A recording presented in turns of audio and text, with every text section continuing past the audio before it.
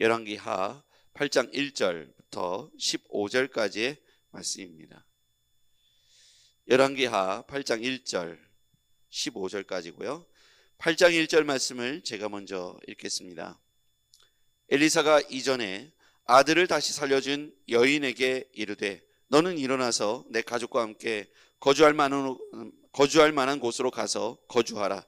여호와께서 기근을 부르셨으니 그대로 이 땅에 7년 동안 임하리라 하니, 여인이 일어나서 하나님의 사람의 말대로 행하여 그의 가족과 함께 가서 블레셋 사람들의 땅에 7년을 우거하다가 7년이 다함에 여인이 블레셋 사람들의 땅에서 돌아와 자기 집과 전토를 위하여 호소하려 하여 왕에게 나아갔더라. 그때 왕이 하나님의 사람의 사환 게하시와 서로 말하여 이르되 너는 엘리사가 행한 모든 큰 일을 내게 설명하라 하니, 게하시가 곧 엘리사가 죽은 자를 다시 살리신 일을 왕에게 이야기할 때에 그 다시 살리신 아이의 어머니가 자기 집과 전토를 위하여 왕에게 호소하는지라. 게하시가 이르되 내 주 왕이여, 이는 그 여인이요 저는 그의 아들이니 곧 엘리사가 다시 살린 자니이다 하니라. 왕이 그 여인에게 물으매 여인이 설명한지라. 왕이 그를 위하여 한 관리를 임명하여 이르되 이 여인에게 속한 모든 것과 이 땅에서 떠날 때부터 이제까지 그의 밭의 소출을 다 돌려주라 하였더라. 엘리사가 다메섹에 갔을 때에 아람 왕 베나다시 병들었더니 왕에게 들리기를 이르되 하나님의 사람이 여기 이르렀나이다 하니, 왕이 하사엘에게 이르되 너는 손에 예물을 가지고 가서 하나님의 사람을 맞이하고 내가 이 병에서 살아나겠는지 그를 통하여 여호와께 물으라. 하사엘이 그를 맞이하러 갈새 다메섹의 모든 좋은 물품으로 예물을 삼아 가지고 낙타 40마리에 싣고 나아가서 그의 앞에 서서 이르되 당신의 아들 아람 왕 베나다시 나를 당신에게 보내 이르되 나의 이 병이 낫겠나이까 하더이다 하니, 엘리사가 이르되 너는 가서 그에게 말하기를 왕이 반드시 나으리라 하라. 그러나 여호와께서 그가 반드시 죽으리라고 내게 알게 하셨느니라 하고, 하나님의 사람이 그가 부끄러워하기까지 그의 얼굴을 쏘아보다가 하니 우니, 하사엘이 이르되 내 주여 어찌하여 우시나이까 하는지라. 대답하되 내가 이스라엘 자손에게 행할 모든 악을 내가 알미라. 내가 그들의 성에 불을 지르며 장정을 칼로 죽이며 어린아이를 맺히며 아이뱀 부녀를 가르치라 하니, 하사엘이 이르되 당신의 개같은 종이 무엇이기에 이런 큰 일을 행하오리까 하더라. 엘리사가 대답하되 여호와께서 내가 아람 왕이 될 것을 내게 알게 하셨느니라 하더라.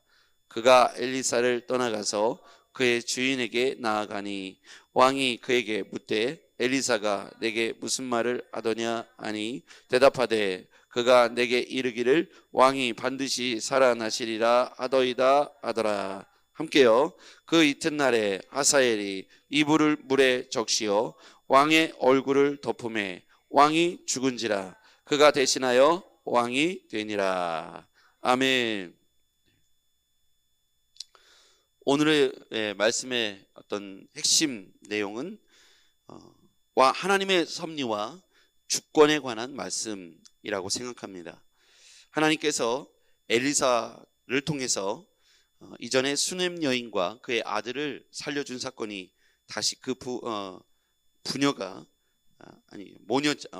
모자가 등장함으로써 이 이야기가 다시 우리 가운데 들려지죠. 1절 말씀 보겠습니다. 엘리사가 이전에 아들을 다시 살려준 여인에게 이르되 너는 일어나서 내 가족과 함께 거주할 만한 곳으로 가서 거주하라. 보면 여호와께서 기근을 부르셨으니 그대로 이 땅에 7년 동안 임하리라. 그러니까 기근이 올 것이다 하는데 7년 임한다고 말했습니다. 이 이스라엘 땅에 기근이 오고 7년 동안 임하는데, 이것을 이 땅에 내린 주체가 여호와께서 기근을 부르셨으니, 거기다 한번 밑줄 그어볼까요? 여호와께서 기근을 부르셨으니 그대로 이 땅에 7년 동안 임하니라. 그러니까 이것 또한 하나님의 주권적 섭리라고 말할 수 있습니다. 하나님의 주권적 섭리, 여호와께서 기근을 부르셨다. 이 땅에 7년 동안 임하게 될 것이다. 하나님이 왜 기근을 부르셨을까요? 하나님이 이 땅에 7년 동안 기근이 들도록 하신 메시지가 있겠죠. 여러분 생각해 보세요. 우리가 1년 동안만 비가 오지 않아도 난리가 나지 않습니까? 우리나라만 해도 1년만 비가 오지 않으면 아마 농사도 못 짓고 가축에게도 심각하고 채소, 먹는 것, 먹거리, 사람이 사는데 씻는 물도 없어서 비상선포가 이루어지고 아마 비상급수를 해야 되고 이런 상황들이 벌어질 겁니다. 근데 7년의 기근이 들었다. 이스라엘 땅에 가보면 기근이라는 의미가 모든 생명이 사실 1년에 얼마 내리지 않는 강수량으로 간신히 버텨나가는 게 이스라엘 땅이거든요. 그러니까 어떻게든지 관계 수로를 만들고 또 이렇게 농사를 짓는 것도 억지로 물을 이렇게 끌어다가 키부츠 가보면 이렇게 나무 밑으로 이렇게 호스를 다 연결해서 구멍을 뚫어서 물이 이렇게 자동으로 나오게 해서 농사를 짓기는 하는데 그만큼 척박한 땅입니다. 이스라엘 땅을 말할 때 단에서부터 브엘세바까지 얘기하는데 단은 맨 위에 꼭대기에 있고요. 거기에 가면 단에 가면 헐몬산의 이슬이라고 표현되어 있죠. 헐몬산에 이슬이 내릴 뿐만 아니라 눈이 있어요. 헐몬산에 눈이 있습니다. 케이블카를 타고 올라가면 헐몬산 정상에는 눈이 있습니다. 거기에는 사람들이 그 설경을 찍기도 하고 그래요. 그런데 그 아래로 내려오면 마치 우리나라의 한라산 백록담에 보듯이 위에는 설경이 있지만 아래는 또 전혀 다른 지역이죠. 거기에서부터 브엘세바에서 단에까지는 단 아래를 보면 또 광야가 하란 광야, 바란 광야 이런 것들이 나와 있죠. 그런데 그 중간까지에서 보면 이스라엘 땅에 가면 그 단에서부터 중간 지점 위아래로 길게 돼 있는데 중간 지점에 보면 풀이 있습니다. 나무도 있고 여기가 이스라엘 땅이 맞나? 광야가 어디 있지? 이런 생각이 들 만큼 옥토같이 푸르게 아주 그렇게 나무들이 우거져 있기도 합니다. 단의 근처에 가면 계곡물이 얼마나 시원하게 흐르는지 막 그 소리가 철철철철 넘치는 것처럼 들립니다. 그런데 중간 지점 아래로 내려오면 황무한 광야를 지나게 됩니다. 그러니까 여기서 과연 사람이 살 수가 있을까? 이렇게 될 만큼 아주 척박한 땅이 쭉 이어지죠. 그러니까 이스라엘 땅에는 헐몬산의 이슬도 있지만 아래쪽을 보면 바란 광야와 같이 큰 광야가 계속되기도 합니다. 광야의 물이 비가 내리지 않는다는 기근이라는 것은 죽음을 의미할 만큼 아주 고통스러운 땅이죠. 이렇게 7년의 기근이 임하게 될 것을 엘리사를 통해서 수넴 여인에게 알려주었습니다. 그래서 7년 동안 이스라엘 땅을 떠나서 블레셋이라고 하는 나라로 수넴 여인이 아들을 데리고 이동하죠. 거기서 7년을 우거하다가 7년이 지나서 블레셋 땅에서 자기 집으로 돌아왔는데 그냥 와보니까 자기 집과 전토가 이제 없어진 거죠. 그러니까 왕을 찾아가서 북이스라엘 왕을 찾아가서 제가 여기를 떠나게 됐고 떠나게 된 이유는 2차 저차했고 저희가 와서 이렇게 다시 집과 토지와 이런 것을 얻기를 원합니다 라고 말하는 그 시점이 나옵니다. 오늘 본문으로 가보겠습니다. 자, 3절 말씀 보죠. 7년이 다함에 여인이 블레 사람의 땅에서 돌아와 자기 집과 전토를 위하여 호소하려 하여 왕에게 나아갔습니다. 4절 말씀 보죠. 그때 왕이 하나님의 사람의 사환 게하시와 서로 말하여 이르되 너는 엘리사가 행한 그 모든 큰 일을 내게 설명하라. 게하시를 불러다가 왕이 엘리사가 행한 일을 설명하라 이렇게 말할 때 게하시가 와가지고 5절에 보면 엘리사가 죽은 자를 다시 살린 일을 왕에게 이야기하는데 그 살린 아이의 어머니가 자기 집과 전토를 위하여 왕에게 호소하려고 나옵니다. 한참 게하시가 엘리사가 행한 놀라운 기적 같은 사건이죠. 죽은 아이를 살렸던 일을 이야기하고 있는데 여인과 아들이 와서 그 집과 토지를 돌려달라고 애원하려고 찾아왔습니다. 이 시점이 동일한 장소에서 동일한 시간대에 일치하죠. 여기 보면 이게 누가 행하신 일일까요? 우연의 일치라고 보기에는 마침 왕이 이렇게 게하시를 불러다가 너의 스승인 엘리사가 행한 기적에 대해서 내게 설명하라.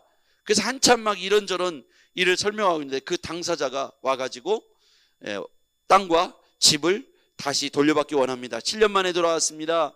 이렇게 말하는 장면이 겹칩니다. 한 장소에 동일한 시간대에. 결국 하나님께서 이 상황을 이끌어 가시는 걸 알 수 있죠. 제가 오늘 이 본문을 하나님의 섭리와 주권이라고 이렇게 제목을 다른 이유가 바로 여기에 있습니다. 이 일이 우연히 일어난 사건이 아니고 하나님은 동시간에 동장소에서 그 둘과 또 그것을 간증하고 있는 게하시를 동시에 왕 앞에서 만나게 하죠. 그럼 왕은 무슨 생각을 했을까요? 우연히 일어난 일이라기보다는 아마도 자신이 지금 벌이고 있는 이 상황 속에서 하나님께서 이 상황을 이끌어가고 있다고 느꼈을 겁니다. 그래서 왕이 어떤 결정을 내립니까? 왕이 사람을 부르죠. 자, 6절입니다.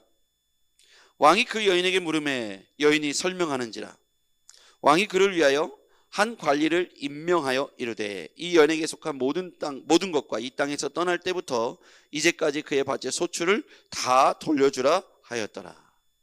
결국 수넴 여인과 이 아들을 위하여 하나님께서 아들을 살려주셨을 뿐만 아니라 이렇게 7년 기근을 미리 알려주시기도 하고 또 7년 기근이 위에 돌아왔을 때도 먹고 살 만한 것들을 7년 동안의 소출을 다 돌려주라는 거예요.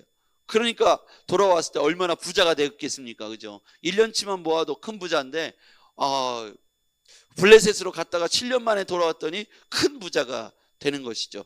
결국 하나님께서 이 아들을 살려주셨을 뿐만 아니라 이 아들 그리고 어머니에게 돌아왔을 때 먹고 살 만한 것의 큰 이상으로 하나님께서 그들을 다시 보장하시고 지켜주셨다. 이 모든 배경 속에는 결국 우연이 아니라 하나님께서 하시는 놀라운 계획과 섭리와 이끄심의 주권이 개입된 사건이라는 것이죠. 이렇게 수넴 여인 가정에 임한 하나님의 주권 사역은 우리의 삶에도 저는 동일하게 일어난다고 생각합니다. 이 시대에도 하나님은 우연이 아니라 필연적으로 하나님이 그렇게 이끌어 가신다. 하나님이 이끌어 가신다. 하나님이 삶에 개입하신다. 그러면 우리의 삶에 7년 동안 블레셋에서 떠나 있었던 수넴 여인의 입장에서 볼 때는 돌아가서 뭐 먹고 살까라는 걱정을 했었을 거 아닙니까? 가도 집도 없고 땅도 없을 텐데 이 아들 하나 데리고 간신히 하나님이 살려주셨는데 이 아들 하나 데리고 내가 어떻게 살아갈까라는 염려를 해서 왕에게 찾아갔을 때 하나님께서 왕의 마음을 움직이셔서 게하시를 부르게 하고 게하시에게 설명하라. 다른 표현을 하면 간증 좀 해봐라. 그런 얘기였겠죠. 간증해봐라 너의 스승에 대해서. 그랬더니 2차 저차 합니다 라고 말하고 있는데 누가 쑥 들어와서 머리를 조아리고 있는데 이 사람들입니다 이렇게 말하는 거예요. 너무 극적이지 않습니까? 이것은 극적인 것이 아니라 하나님의 섭리와 주권이 개입되어 있다는 거예요. 자, 두 번째 섭리와 주권이 또 나옵니다. 자, 왕이 이 끝에 병들었어요. 7절 엘리사가 다메섹에 갔을 때 아람 왕 베나닷이 병들었더니 왕에게 들리기를 이르되 하나님의 사람이 여기 이르렀나이다 하니 왕에게 하사엘에게 이르되 너는 손에 예물을 가지고 가서 하나님의 사람을 맞이하고 내가 이 병에서 살아나겠는지 그를 통하여 여호와께 물으라. 하사엘에게 그렇게 명령하죠. 가서 하나님의 사람에게 내가 죽을지 살아날지를 물으라. 이게 아람 왕의 명령입니다. 그랬더니 이제 하나님의 사람이 이제 예언하죠. 10절 엘리사가 이르되 너는 가서 그에게 말하기를 왕이 반드시 나으리라 하라. 이렇게 말하라는 거예요. 그러나 그 뒤에는 말하지 말라는 건데 사실이라는 거예요. 그러나 여호와께서 그가 반드시 죽으리라고 내게 알게 하셨느니라 하고 여기에 보면 그러나 이렇게 될 것이다. 그러니까 왕에게는 가서 이렇게 말하라. 그러나 이렇게 될 것이다. 11절 하나님의 사람이 그가 부끄러워하기까지 그의 얼굴을 쏘아보다가 이게 하사엘을 쏘아봤다는 거예요. 울었어요. 왜 울었을까? 하사엘이 이르되 12절에 보면 내 주여 어찌하여 우시나이까 하는지라 대답하되 네가 이스라엘 자손에게 행할 모든 악을 내가 알미라. 거기다 밑줄 그어보시죠.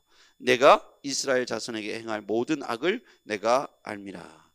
이것을 지금 하나님의 사람 엘리사에게 하나님께서 계시해 주셔서 알게 된 거예요. 지금 눈으로 보고 있는 거예요. 뭘 보고 있냐면 그 뒤에 하나님의 사람이 이 이스라엘에게 행할 이 하사엘의 횡포에 대해서 내가 그들의 성에 불을 지르며 장정을 칼로 죽이며 어린아이를 맺히고 어린 아이 뵌 부녀를 가르리라. 이거를 지금 엘리사의 눈에는 보이고 있는 거예요. 누가 그렇게 한다는 것을? 하사엘이 드디어 아람 왕이 되어서 북이스라엘에게 못된 포악한 짓을 할 것을 엘리사의 눈에는 보여지고 있습니다. 그러면 아까 했잖아요. 하나님의 섭리와 주권이라고 했잖아요. 왜 엘리사에게 이것을 보여주셨을까요? 하나님이 북이스라엘이 악을 행하자, 우상 숭배에 빠지자 아람 왕 하사엘을 통해서 심판하실 것을 엘리사에게 먼저 보여주신 거예요. 그럼 이 하나님의 주권적 섭리를 엘리사에게 알게 하셨어요. 그래서 하사엘에게 가서 너의 아람 왕 베나닷이 낮게 될 것이고 죽지 않을 것이라고 말하라, 그렇게 말합니다. 왜냐하면 왕이 바뀌어서 하사엘이 왕이 되어야 하기 때문이죠. 왜 왕이 되어야 합니까? 하나님이 이스라엘을 심판하시기를 위해서. 슬픈 얘기죠. 그러니까 엘리사가 하사엘을 쳐다보면서 부끄러워하기까지 쳐다보다가 막 울었어요. 이유가 뭡니까? 이스라엘이 당할 심판이 엘리사의 눈에는 보여지고 있었기 때문입니다. 이게 주권적 하나님의 섭리라는 거예요. 이 일로 인해서 15절 그 이튿날에 하사엘이 이불에 물을 적시어 왕의 얼굴을 덮으며 왕이 죽은지라 그가 대신하여 왕이 되니라. 이 말씀을 이후에 보면 북이스라엘의 피비린내 나는 심판이 이제 하사엘을 통해서 시작될 것이죠.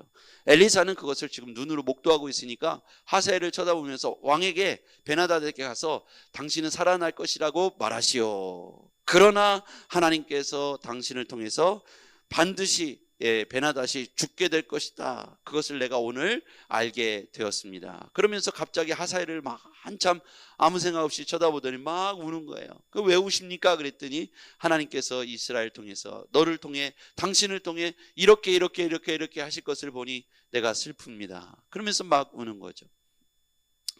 결론적으로 보면 이 말씀 우리가 자세히 보면 하나님의 심판에 관한 메시지가 이 안에 들어있다는 거예요. 여러분, 우리의 인생이 철저한 하나님의 계획과 섭리 가운데 이루어지고 있다는 것을 오늘 본문을 통해서 알 수가 있어요. 수넴 여인과 그 아들, 하나님께서 그 아들을 살려주시고 엘리사를 통해서 수넴 여인을 기근을 피해서 블레셋으로 피하게 하시죠. 그리고 7년 만에 돌아와서 뭘 먹고 살까라고 고민하지만 하나님의 섭리는 살려주는 것에 끝나지 않고 그 아이와 그 어미를 통해서 먹고 마시는데 7년치를 주시는 거예요. 놀랍지 않습니까? 근데 그 사건이 있었어요. 이 수넴 여인이 왕에게 찾아와서 호소하려 할 때 하나님께서 왕에게 마음을 주셔서 게하시를 불러다가 간증을 듣고 있었습니다.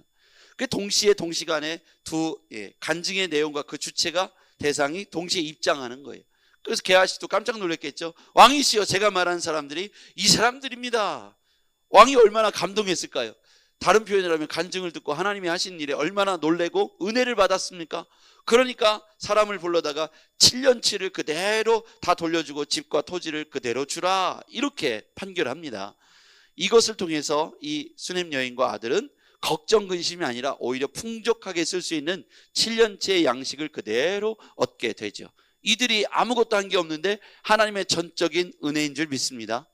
걱정 근심이었지만 하나님이 살려주는 거로 끝나지 않고 이들에게 7년치를 또 그대로 주더라는 거예요. 그래요. 우리가 하나님 앞에 깨달을 수 있는 건 뭐냐면 우리가 걱정하는 것보다, 우리가 생각하는 것보다 하나님은 더 완벽하시고 더 분명하시고 더 계획이, 섭리가 길게 7년치, 20년치, 30년치 우리를 향한 계획이 있는 줄 믿습니다. 당시에 살아난 것만 해도 너무 감사한데, 아들을 살려주신 것만 해도 너무 감사한데 기근을 피하게 하시고 7년치 양식을 또 아람 왕 베나닷을 통해서 이렇게 준비하시고 또 주게 하셨다는 거예요. 놀랍지 않습니까? 하나님은 이처럼 섭리하시고 계획하시고 준비하신 하나님인 줄 믿습니다. 우리가 7년치를 다 알고 있고 앞으로 상황들을 다 예언으로 알고 있다면 하나님 앞에 불순종할 일이 뭐 있겠어요? 그렇지요? 그런데 수넴 여인이 잘한 건 시키는 대로 했다는 거예요. 하나님이 은혜를 주시면 그 은혜를 따라서, 하나님이 피하라고 하면 피하는 것으로 따라서, 하나님의 사람의 말을 듣는 것, 곧 하나님께 순종하는 거잖아요. 이렇게 수넴 여인에게 임한 하나님의 은혜와 섭리는 오늘 우리에게 임하게 될 줄 믿습니다. 그것으로 끝나지 않고 북이스라엘이 하나님 앞에 죄를 짓자 하사엘을 통해서 하사엘을 통해서 하나님의 사람 엘리사를 통해서 그것을 보게 하시는 거예요. 하사엘을 가만히 쳐다보다가 막 울지 않습니까? 왜 울었습니까? 이스라엘이 당할 이차저차한 심판이 너무 끔찍한 일들이에요. 불을 지르고 아이벤 어미의 배를 가르고 있을 수 없는 너무나도 끔찍한 일을 엘리사가 쳐다보고 있는 거예요. 그의 얼굴을 보면서 눈물을 흘렸던 이유는 이스라엘이 당할 심판에 관한 내용이었기 때문입니다. 결국 이 아람 왕은 죽게 되고 베나닷은 죽게 되고 하사엘이 왕이 되어서 북이스라엘 향한 이 참담한 심판이 그대로 임하게 됐다는 거예요. 하나님의 계획은 이렇게 양쪽에 지금 동시에 일어난 일이잖아요. 수넴 여인 가문에 일어난 일, 그건 축복이었어요. 그 다음에 북이스라엘에게 임한 이 저주, 이 심판은 굉장히 비참한 일이었어요. 그런데 이 모든 일들이 엘리사라고 하는 하나님의 사람에게 보여주셨다는 거예요. 여러분, 오늘 이 시대에도 하나님은 세계를 운행하고 있는 줄 믿습니다. 세상을 움직이시는 분은 전능하신 하나님이세요. 하나님의 종들을 통해서 이 시대에도 말씀을 통해 선포하고 있는 줄 믿습니다. 그 말씀을 흘려듣지 마시고 하나님의 계획과 섭리가 무엇인지를 발견하기 위해서 엎드려 하나님의 뜻을 물을 수 있는 우리가 되었으면 좋겠습니다. 우리에게 일어나고 있는 일이 우연이 아니라 하나님의 계획과 섭리가 깊이 있음을 우리는 깨달을 수 있습니다. 기도하겠습니다. 하나님 아버지, 하나님의 섭리와 주권을 수넴 여인과 아람 왕 베나닷, 하사엘을 통해서 우리는 깨닫습니다. 하나님, 그냥 일어난 일이 아니라 하나님의 계획과 섭리가 우연처럼 다가왔지만 섭리가 있음을, 계획이 있음을 우리는 깨닫게 됩니다. 하나님 앞에 우리의 삶을 늘 조아리며 하나님의 계획과 섭리를 묻고 하나님 앞에 순종할 수 있는 우리가 되게 하옵소서. 예수님의 이름으로 기도했습니다. 아멘.